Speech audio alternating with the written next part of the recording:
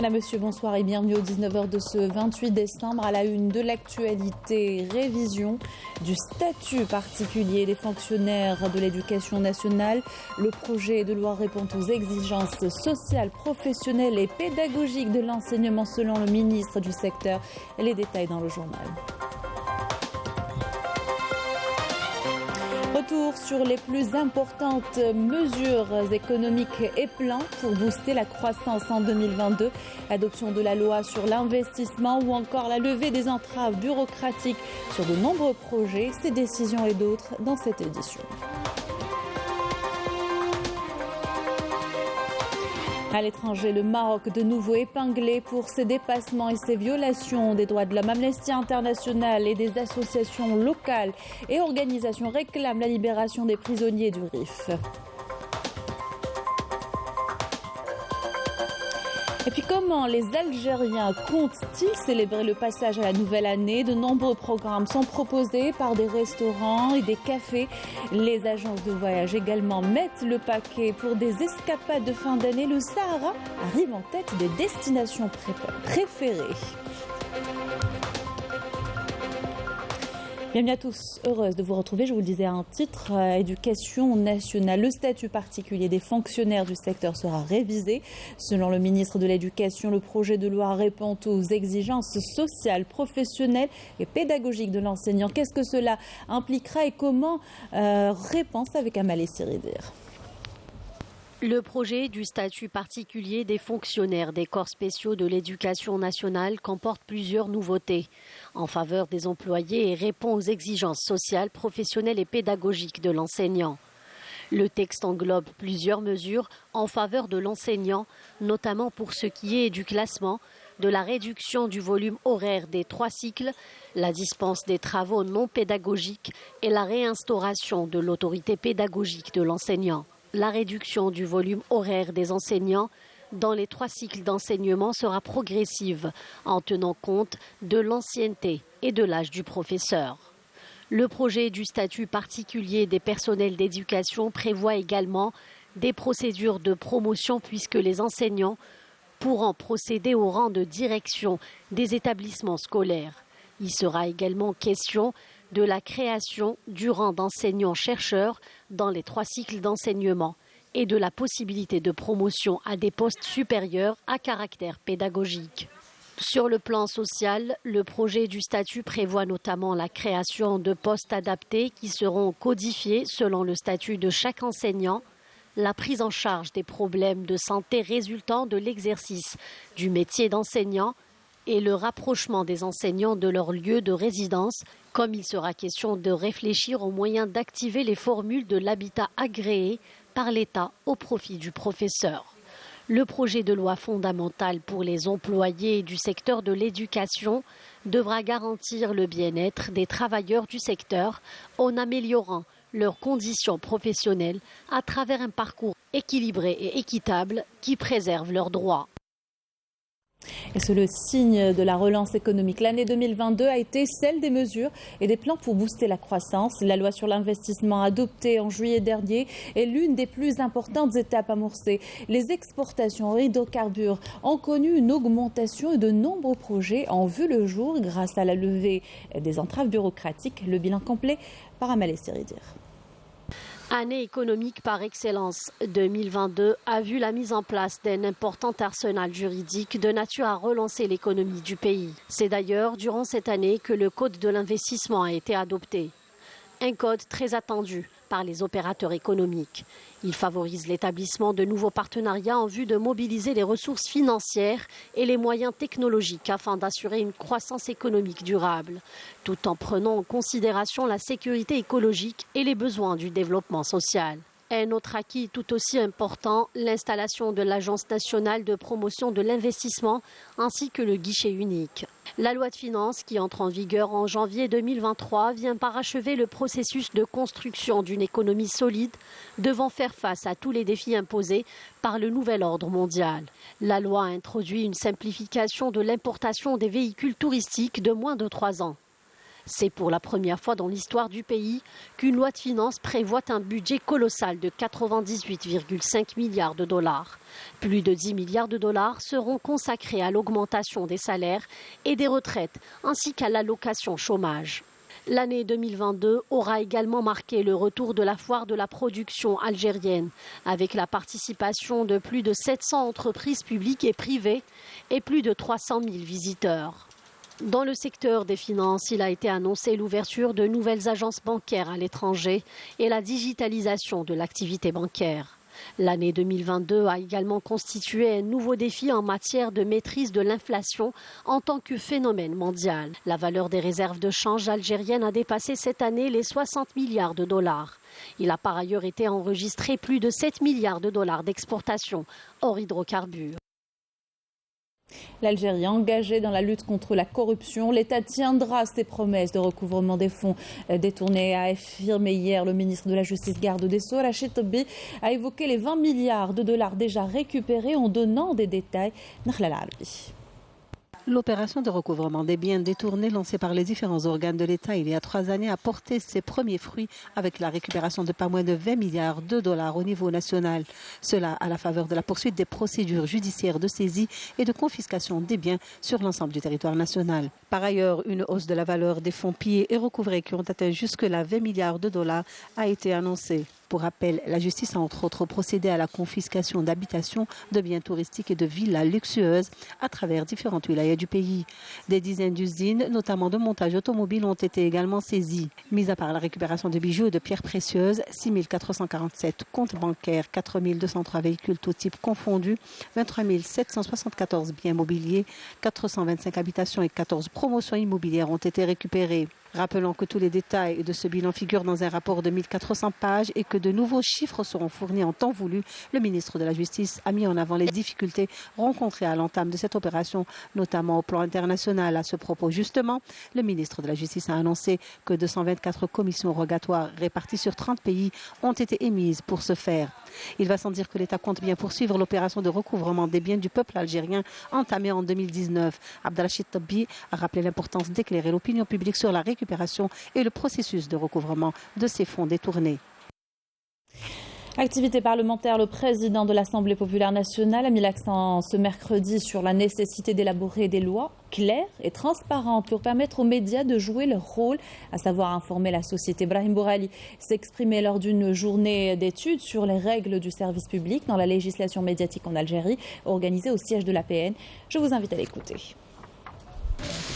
Ces nouveaux textes régissant les médias proposent l'élaboration d'un statut particulier définissant les conditions d'exercice de la profession, ainsi que les droits et les devoirs. Il s'agit aussi de la mise en place d'un conseil d'éthique et de déontologie de la profession de journaliste qui prendra en charge l'élaboration d'une charte protégeant à la fois le journaliste et la société du risque des médias tendancieux, du discours discriminatoire et de haine et de la diffusion d'idées contraires aux constantes et à la morale. Ces textes interviennent dans un contexte où l'espace médiatique regorge désormais de supports médiatiques permettant à tout un chacun d'être journaliste rapporteur d'informations. Il est donc nécessaire aujourd'hui d'examiner minutieusement cette matière médiatique à travers le cahier des charges du secteur de l'audiovisuel qui devrait mettre fin à l'anarchie numérique. Et dans le volet coopération, le président de l'Assemblée populaire nationale a reçu ce mercredi les ambassadeurs des pays qui prendront part à la 17e conférence de l'Union des conseils d'État des pays membres de l'Organisation de coopération islamique. Réunion du Conseil des ministres présidée par le Premier ministre Ayman Ben Abdelrahman, lors de laquelle plusieurs dossiers ont été examinés relatifs au domaine du transport, avec l'examen d'un projet de décret fixant les modalités d'enseignement dans les établissements scolaires, des règles de la circulation routière, de prévention et de la sécurité routière. Concernant le secteur de l'enseignement supérieur de la recherche scientifique, une communication a été présentée par le ministre de tutelle sur la formation de la recherche scientifique dans le domaine du dessalement de l'eau de mer. Dans ce même contexte, le ministre de la Formation et de l'Enseignement professionnel a présenté une communication sur la création de la filière dessalement de l'eau de mer dont la nomenclature offre de formation. Enfin, dans le domaine de la jeunesse et des sports, le gouvernement a entendu une communication relative à la situation du professionnalisme dans le football et des perspectives de réforme à engager. Les participants au colloque national sur le défunt président Houari Boumedienne organisé hier au Centre international des conférences ont formulé une série de recommandations organisées sous le thème Houari Boumedienne, un homme d'État avec la détermination d'une nation. Le colloque a été sanctionné par un appel à la création d'une fondation portant le nom du défunt Houari Boumedienne et l'institution d'un prix pour les recherches scientifiques et les réalisations technologiques ainsi que la réalisation d'un film cinématographique sur son parcours combattant, révolutionnaire et politique. Les participants ont également recommandé d'instituer ce colloque de manière à l'organiser annuellement et le promouvoir en colloque international avec l'organisation de festivités régionales ou encore la collecte de la restitution des archives, des documents et des effets personnels du défunt président. Justice, le tribunal criminel de première instance près à la cour d'Alger a condamné 3 individus à perpétuité, un 4e à 10 ans de prison ferme pour spéculation, a indiqué le parquet général. Les condamnés sont accusés de crimes de spéculation commises dans le cadre d'un groupe organisé transnational et de contrebande constituant par sa gravité une menace sur l'économie nationale et la santé publique. Selon la même source, le tribunal de Tamanrasset s'est dessaisi de l'affaire au profit du tribunal de Sidi Mohamed à la demande de ce dernier, vu la gravité des faits.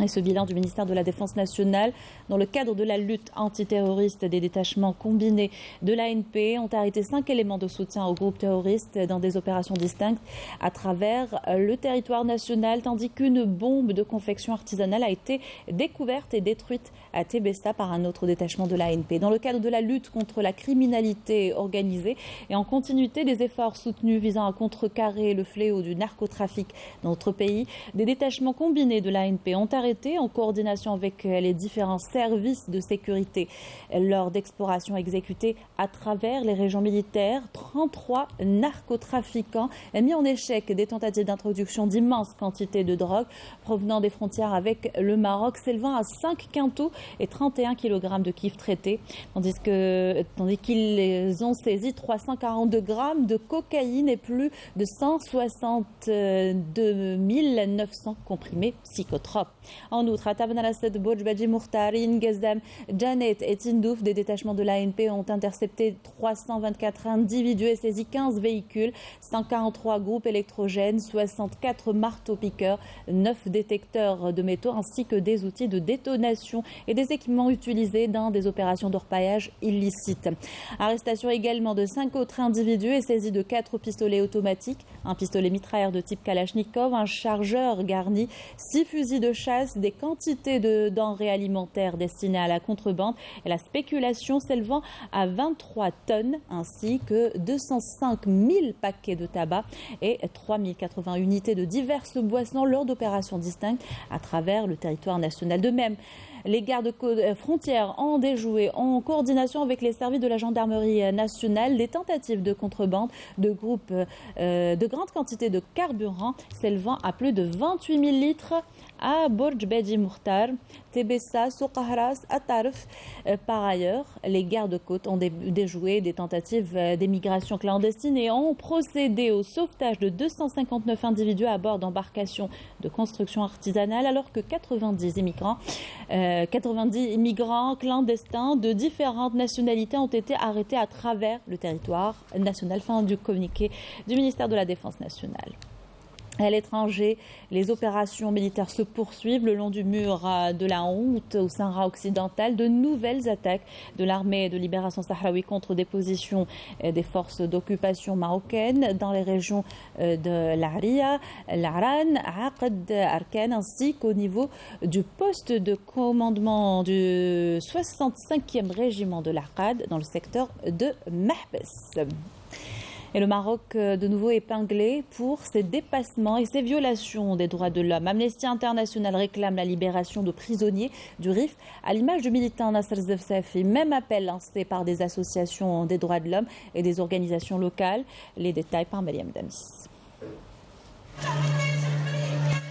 Octobre 2016, un jeune poissonnier marocain est broyé par la benne d'un camion à ordures alors qu'il tentait de récupérer sa marchandise saisie par les autorités.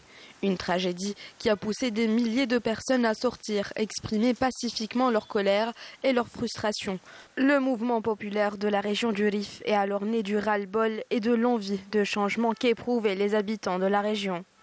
Dans les mois qui ont suivi, les forces de sécurité marocaines ont interpellé des centaines de manifestants dans la figure emblématique du mouvement de contestation Nasser Zefzafi, condamné à une peine de 20 ans de prison.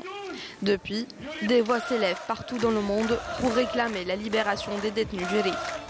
Amnesty International, des défenseurs des droits de l'homme et des voix politiques et syndicales au Maroc ont réitéré l'appel hier afin de faire pression sur le Marzan et obtenir la mise en liberté des détenus du Hirak, du Rif et de tous les détenus d'opinion du Maroc. Cette énième demande intervient après une campagne internationale qui a reçu des milliers de courriels adressés au gouvernement marocain pour lui rappeler que l'arrestation et la condamnation de Zefzafi était inacceptable tout en appelant à sa libération immédiate. Retour dans le pays, dans le cadre des mesures entreprises par les pouvoirs publics pour la promotion du tourisme saharien. En Algérie, le ministère de l'Intérieur et des collectivités locales et de l'aménagement du territoire annonce de nouvelles dispositions pour la délivrance des visas au profit des touristes étrangers désirant visiter le sud du pays. À cet effet, les touristes désirant effectuer des voyages touristiques au sud en passant par les agences nationales agréées peuvent bénéficier de visas de régularisation à leur arrivée dans les aéroports et aux postes frontières terrestres. Les agences de voyage concernées sont tenues d'introduire toutes les données concernant les circuits touristiques et les touristes étrangers dans la plateforme numérique au niveau des directions du tourisme et de l'artisanat des wilayas concernées. La durée des visas de régularisation correspond à la durée du séjour touristique et cela conformément à la législation en vigueur. Dans cette période de fêtes et de vacances, certains préfèrent s'évader. Le Sahara, justement, arrive en tête des destinations locales préférées des Algériens. Timimoun, Janet, Tamanrasset ou encore Aloued. Entre formules et séjours à la carte proposés par les nombreuses agences de voyage, les Algériens n'ont qu'à faire leur choix. Reportage de Raouf Hamouche. Ils sont de plus en plus nombreux à préparer leurs bagages pour les vacances d'hiver. Et comme à chaque fin d'année, les Algériens jettent leur dévolu sur les sites touristiques du Grand Sud, qui restent parmi les destinations les plus prisées par les vacanciers durant cette période. Comme à chaque fin d'année, mon choix se porte sur la destination Tari. J'ai hâte d'y aller pour me reposer et fuir un tant soit peu le stress du quotidien. Franchement, je conseille à tout le monde de visiter le Sahara au moins une fois dans sa vie. C'est magnifique. Pour ma part, ça sera la wilaya de Skikda pour cette fin d'année. L'année dernière, je me suis rendu au Grand Sud et juste un mot à dire, c'était incroyable. Surtout le Ghardaya ou Tamarrast. Dernièrement, on est parti pour un bivouac de 6 jours, 6 nuits. On était 23, je crois. C'était tous des jeunes. Je suis un vieux, je suis de l'aïeul. Wallah, ils m'ont mis fokarasom, les jeunes. Ils étaient d'une gentillesse, d'une éducation irréprochable. Sur les réseaux sociaux, les offres et les formules pullulent, proposant des séjours à la carte. Les clients sont en quête du meilleur rapport qualité-prix, à l'instar de Houssine, jeune fonctionnaire, qui a décidé de se rapprocher de cette agence de voyage afin de passer ses vacances d'hiver en famille dans le Grand Sud. On a plusieurs destinations. On a Tamanrasset, Janet, on a Tarit, Gardaya. Si vous voulez, je vous montre les programmes. Oui, disponibles. Je suis venu pour faire une petite réservation pour un séjour au sud de notre pays. Très bien, vous avez choisi quelle destination? J'ai choisi Tamanrasset. Pourquoi Tamanrasset? Premièrement, pour voir l'immense Sahara de notre pays. En même temps, je parle du bivouac. Il faut dire que la situation sanitaire qu'a connue le monde, y compris l'Algérie, a été une très bonne opportunité pour promouvoir le tourisme local, en réconciliant une clientèle souvent habituée aux destinations étrangères avec la destination Algérie. Grâce à cela, le secteur du tourisme s'est enrichi de nouvelles infrastructures hôtelières et touristiques, développant des concepts touristiques innovants. Alors pour Tarit, par exemple, c'était à 29 000 dinars. En pension complète, départ par bus pour 4 jours et 3 nuitées. Oued aussi à 36 000 dinars pour 3 jours. C'est une destination qu'on a fait cette année. Et en plus, il y avait de la demande sur l'Oued. Avec le Covid, la situation sanitaire qu'on avait cette année, les gens étaient obligés, je veux dire, à prendre la destination locale. Et ça a été, en fait, ils étaient satisfaits. Notre rôle, c'est de promouvoir la destination Algérie, particulièrement le sud dans cette période de l'année. Mais vous dire que les Algériens ne connaissent pas, ils connaissent. Ils connaissent les produits sont très demandés. En plus, tout ce qui a été proposé, la fiche complète. Donc, juste, il faut susciter l'engouement, il faut mettre en place des produits spécifiques pour chacun et leur permettre de choisir, de faire le choix et de programmer leurs vacances. En solo, en couple ou entre amis, aujourd'hui, beaucoup d'Algériens en quête d'évasion optent pour la destination sud pour profiter d'une expérience de voyage hors du commun et ce, dans leur propre pays aux potentialités touristiques qu'on ne présente plus.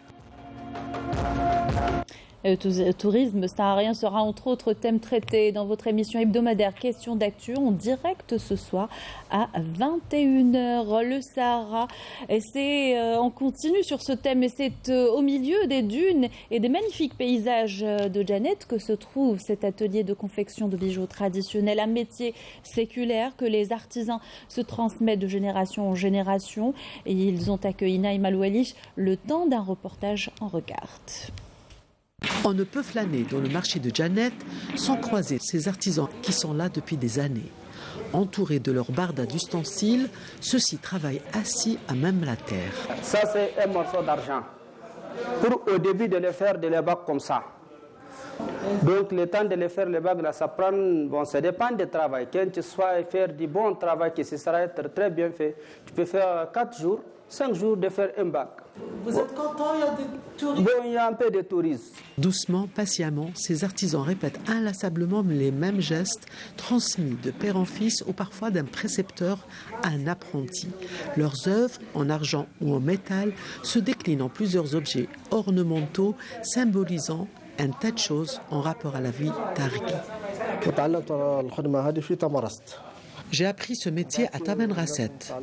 On manie d'abord l'argent, puis ensuite on passe à la soudure.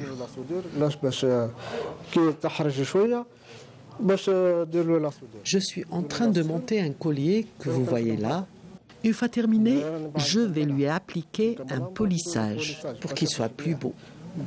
Il y a aussi un bracelet, mais celui-là, c'est un ras de cou.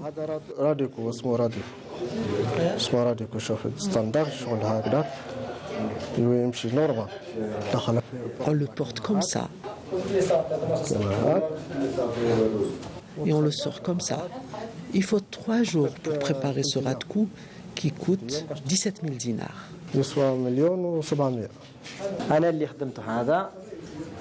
C'est pour les noms. Ils ont toujours porté comme ça, avec les mariages, de toutes les choses de Touareg qui sont très très très très jolies. Donc, sont très très très magnifiques. Et encore, il y en a des colliers pour la femme de Touareg qui s'appelle Homeissa. Sur les tables où sont exposés ces bijoux traditionnels, il y a matière à pénétrer le monde secret des Touaregs, dont les métiers artisanaux semblent encore avoir de beaux jours devant eux grâce au retour progressif des touristes. À quelques jours de la fin de 2022, de nombreux Algériens font des projets pour célébrer le passage à la nouvelle année. Restaurants et cafés redoublent d'idées et d'ingéniosité pour attirer les clients potentiels. Menus gastronomiques, spectacles musicaux ou encore dîners dansants. Les propositions ne manquent pas, comme vous allez le voir dans ce reportage de Majda Jahmoun.